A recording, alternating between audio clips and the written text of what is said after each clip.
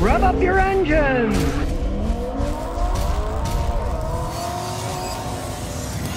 Okay, today I got an Ecoboost 4-cylinder Mustang, and I'm going to show you how to fix Ecoboost systems with the GDI turbo systems. In this case, it doesn't run right, especially when it's cold. When it warms up, it's pretty good.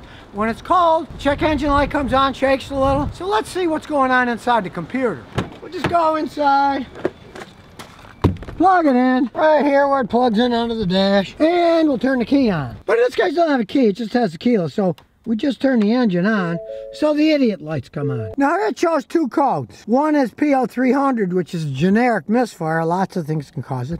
But the other one is that the fuel pump sensor circuit has a problem. Complexity of these gasoline direct engines. First we'll open the hood, stick the little rung up, and to see anything we gotta take this stupid cover off. It's bolted on, so you gotta unbolt the cover, all this plastic crap. Then we'll get this out of the way. It has some working room, and I can explain what's happening. Now the way these vehicles work are, fuel pump pressure comes from the gas tank where there's a little pump, then goes to this high pressure pump here. It's got a little cover on it, there. Now you can see it. There it is. And this stupid switch here goes bad all the time. That's the pressure switch. So, you need to understand that this is a high pressure system, often over 1,000 psi to make the GDI injectors work. They need a lot of pressure. You only want to do this when the engine's cold. Today's a nice windy day. If it wasn't, I'd get a fan, because when we loosen that switch to change it, some gasoline is going to spray around. Now on a cold engine on a windy day, that's no danger at all. But if the engine's hot, then you got to purge the system of fuel. It's a real pain in the butt. But it's a cold, windy day today, so we're not going to start any fires, because wherever it sprays, it's just going on a cold engine and it'll evaporate in a very short period of time. Now often these parts are hard to get, so I made sure that Ford had the part before I started taking it apart, and then the customer's stranded without a car, because it still does run good, just doesn't when it's cold. So first we're going to check to see if this is the right switch. So we'll unplug the old one and make sure that it clips on this one. This one has the clip on the top, so we'll see if it goes in. And yes, it does. So it's the right switch. Now realize this has a little end, so it needs a deep socket. So I got all these sockets here. I can try until I find one that fits. That's a perfect fit. Now we know it's a 24mm socket. You go to an auto parts store, buy the switch, you can easily buy the socket. Now realize this socket is on here super tight. So if you just use the socket, it'll break the piece. So you need another wrench to put on the piece on the bottom that's nice and tight. Then you put this socket on and pull it apart. As you can see, now we can turn it. You do not want to break that expensive fitting off. Use the two wrenches, pull them tight, then you can just take it off by finger. You can remove the socket, take that off, and just do the rest by hand. And as you can probably hear through the microphone, it's really windy. If it was a hot engine, I'd have to drain everything out, and I wouldn't want to work on it hot anyway. It's too much danger. Wait till it's cool. It's been sitting a while. If it isn't windy, put a big fan to blow the gasoline. It will evaporate really quickly. You don't want to mess around with dangerous, high pressure fuel on a hot engine. But it's cold, so we'll just take it off. Off it goes. And as you can see, it's got an old O-ring. Never reuse it. Always get a new sensor that has a new O-ring. A lot of pressure in here. You don't want it leaking. We just put the new one in.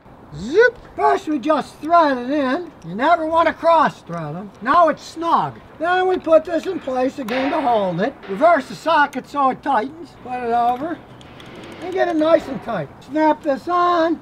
There. It clicked on. It's nice and tight. Now it also has a random misfire code for kicks. We're going to check the spark plugs.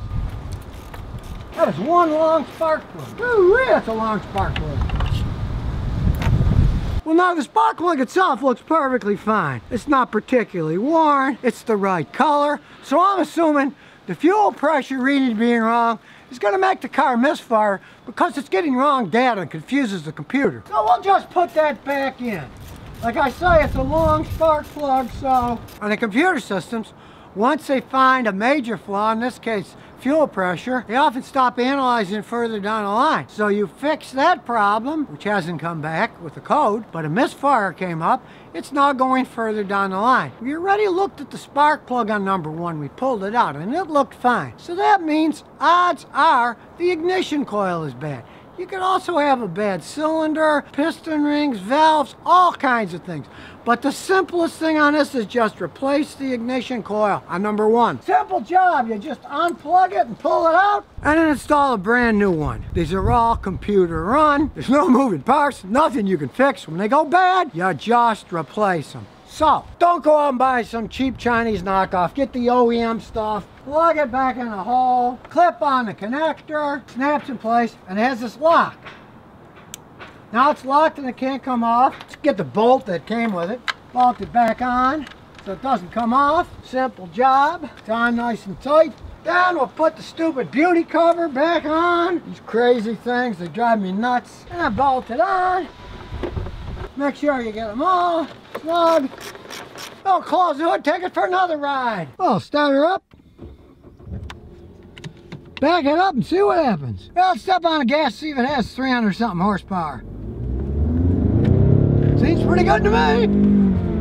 Now I'm assuming my customer drives a lot slower than me because his average miles per gallon is 27 miles a gallon. Last time I had one of these for a week trying it out, I only got about 14 miles a gallon because I was driving like a maniac. But goes to show, if you drive them conservatively, you can get good gas mileage with these little 4-bangers, even though they got 300 something horsepower. So now you know a little bit more about GDI engines and how to fix them. Sometimes it's not as complicated as you might think. And here's some bonus questions and answers. 63 Mark says, Mini Cooper with a blown head gasket due to overheating was fixed by a mechanic, but said it won't last for long. How can I fix it? Do I need to get rid of it? Get rid of the stupid thing. Realize that with engines, when a head gasket blows, the head gasket seals the head of the engine with the valves and the cams to the bottom where the block is with the pistons that go up and down. They blow often for a reason. And on those, the heads can warp, they overheat, other damages exist. You put just the head gasket in. If it's running decent now, get rid of it fast. Because I've seen guys do head gasket and then 10, 15,000 miles later, something else in the engine goes.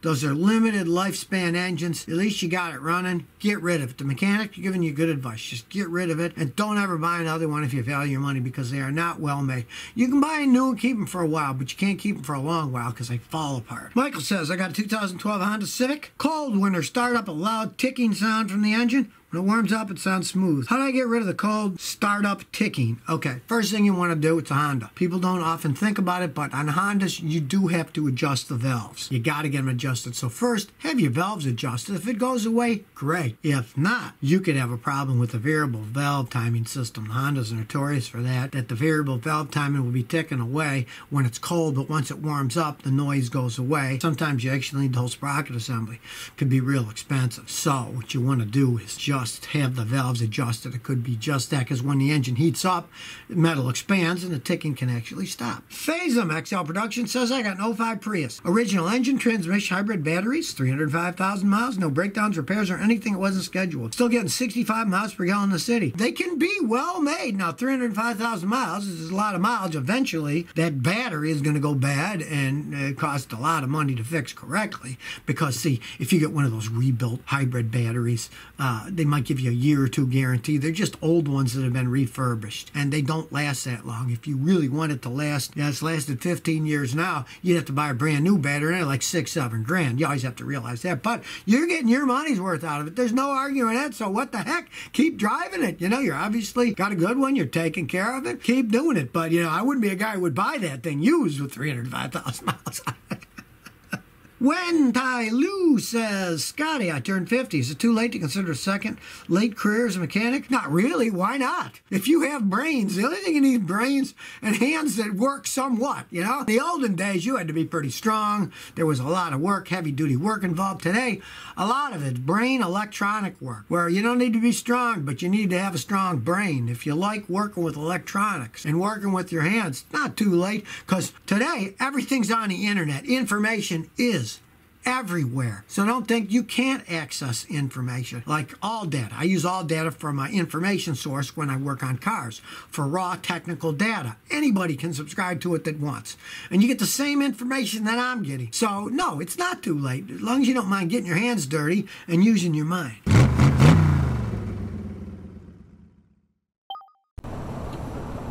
So if you never want to miss another one of my new car repair videos, remember to ring that bell.